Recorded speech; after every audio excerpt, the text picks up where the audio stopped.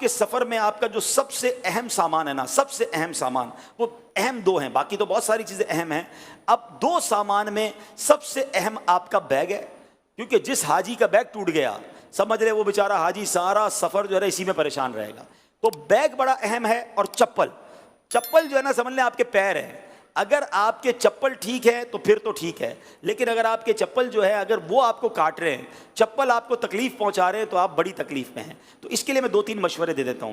آج کل یہ جو بیگ آنے لگے ہیں 4 ٹائر والے بیگ کہلاتے ہیں نا. اچھا یہ ضروری نہیں کہ اسی برانڈ کا لیں یا اسی طریقے کا لیں. یہ ہارڈ ٹاپ کہلاتا ہے، جو سخت جس کو کہ اوپر سے ہوتا ہے. کچھ سافٹ ٹاپ بھی ہوتے ہیں کہ جو کپڑے کے ہوتے ہیں. دونوں ٹھیک ہیں، مضبوط ضرور ہونا چاہیے. یعنی آپ اپنے ذہن میں یہ پلان بنا لیں کہ میرے بیگ کو، بھرے ہوئے بیگ کو 12 بار اٹھا کر پھینکا جائے گا.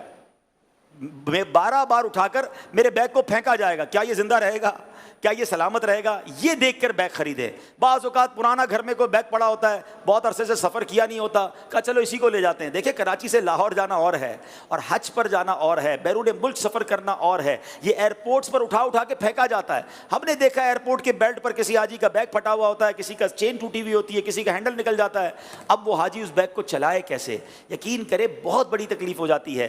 دو باتیں ہیں، ایک تو بیگ مضبوط ہو، اور خدا را بیگ کو بھی سانس لینے دیں. بعض اوقات بیگ میں اتنا سامان ڈالتے ہیں کہ بعض اوقات 2 بندے اوپر بیٹھتے پھر جا کے چین بند ہوتی ہے.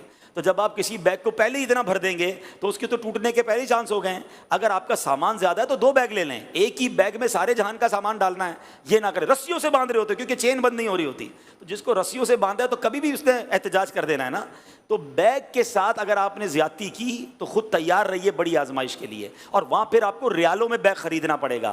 ابھی آپ اچھا کوالٹی کا بیگ لیں اور اس کی چین اچھی ہو، اس کی مضبوطی اچھی ہو، اس کا ہینڈل اچھا ہو، اور اس کے ٹائر اچھے ہوں. اچھا کچھ لوگ کہتے ہیں یار میں، کیونکہ گاؤں گوٹ کے لوگ بھی ہوتے ہیں، پنجاب کے ماشاءاللہ تگڑے بھی آئے ہوئے ہیں، وہ کہتے ہیں اسی ٹائر والے نہیں لیتے، ویسے ہی بیگ اٹھا لیں گے. ایک بات یاد رکھیں، جو آپ ہاتھ والا بیگ اٹھاتے ہیں نا، اگر وہ 15 کلو کا ہے اور اللہ نے آپ کو جان بھی دی ہے، آپ تھوڑی دیر اٹھا لیں گے.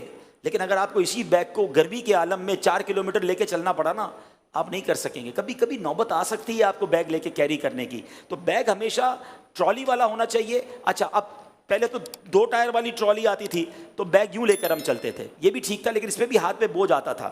لیکن جب سے یہ 4 ٹائر والا بیگ آیا، اس کا فائدہ یہ کہ اب آپ بھی چل رہے ہیں اور آپ کا بیگ بھی آپ کے ساتھ چل رہا ہے. تو اس سے آپ کو بہت زیادہ آسانی ہو جاتی ہے. تو کوئی بھی بیگ لیں، وہ 4 ٹائر والا لیں.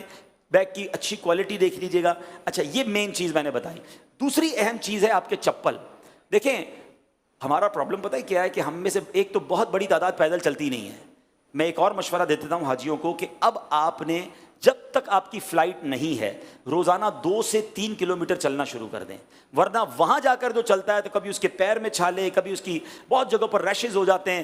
بڑی تکلیف میں حاجی نظر آتے ہیں کیونکہ ان کی عادت ہی نہیں ہوتی ہر جگہ موٹر سائیکل پہ جانا ہے. تو آپ اچھی نیتوں کے ساتھ، یہ بھی ایک حج کی تیاری ہے، آپ انشاءاللہ فریش بھی فیل کریں گے، آپ کی صحت بھی اچھی ہو جائے گی. تسبیح ہاتھ میں لے کے 2-3 کلومیٹر چل رہے ہیں تو 500,000 بار درود پاک بھی ہو جائے گا. ٹھیک ہے نا. تو آپ پیدل چلنا شروع کر دیں تاکہ آپ کی پیدل چلنے کی عادت ہو جائے. نمبر 1. نمبر 2، ایک غلطی یہ کرتے ہیں کہ بندہ چپل لیتا ہے بڑے اچھے والے اور اس کو پیک کر کے رکھتا ہے، کہتا ہے یہ تو وہاں استعمال کروں گا، اور اس کو کھولتا ہے جس دن حج کرنے جا رہا ہے. جیسی چپل پہنے، ایئرپورٹ پر ہی چپل نے کاٹنا شروع کر دیا. جدہ پہنچتے پہنچتے تو پیر پہ چھالا ہو گیا، مکے پہنچے تو اب دوسرے چپل ڈھونڈنے نکلے. آپ اپنے لیے فیملیئر، یعنی وہ چپل جو آپ کے پیر کو مافق آتے ہیں، آسان ہیں، سافٹ ہیں، آپ اس کو خریدیں اور اس کو پہن کے یہیں چلنا شروع کر دیں. نہیں پسند آ رہا چینج کر لیں. دوبارہ کہتا ہوں، یہاں روپیز میں ملیں گے، وہاں ریالوں میں ملیں گے، اور وہاں آپ کی پسند کا ملے ضروری نہیں ہے. یہاں ایک مشورہ ضرور دوں گا، ان 2 چیزوں میں کنجوسی مت کرنا.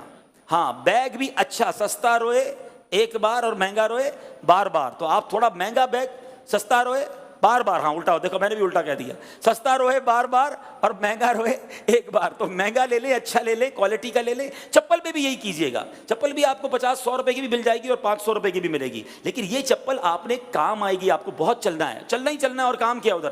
اچھا چپل جو پسند آ جائے نا پہلے چیک کر لیں، وہ دوسری 1 جوڑی اور رکھ لیں کہ یہ بھی کھو گئی تو پھر کدھر جائیں گے. تو جو آپ کے پیر کو مناسب ہے ایسی آپ نے